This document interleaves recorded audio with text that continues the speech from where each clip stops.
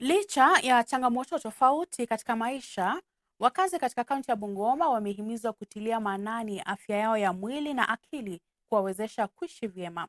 Akizungumza huko Kibachenje, eneo bunge la Bumula, kaunti ya Bungoma, kwenye hafla ya kutoa vipimo na matibabu ya bure kwa wakazi, muuguzi katika hospitali ya Mathare, Veronica Masinde, alihoji kuwa ni vyema kwa wakazi kupata vipimo vya mara kwa mara ili kubaini hali yao ikiwemo ya akili, akisema magonjwa mengi yanaweza kudhibitiwa mapema.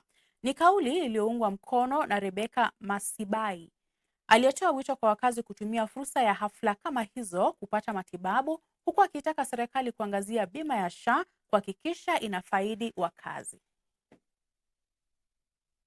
Hakuna afya bila kuwa na akili ambayo iko na kiafya, na huwezi kuwa na akili ya kiafya kama mwili pia uko na shida, kwa sababu mojawapo itasababisha ingine.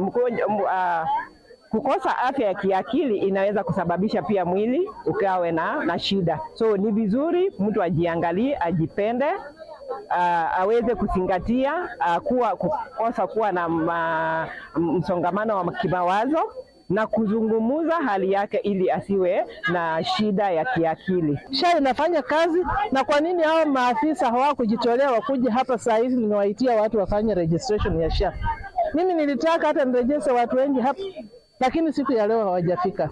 Kwa hivyo tutibu hawa watu wetu magonjwa mbalimbali, magonjwa yote hata na ya kichwa, kwa ajili tuko na Mathare Hospital hapa. Na mtazamaji, tukitoka kaunti ya Bungoma tuelekee hadi kaunti ya Machakos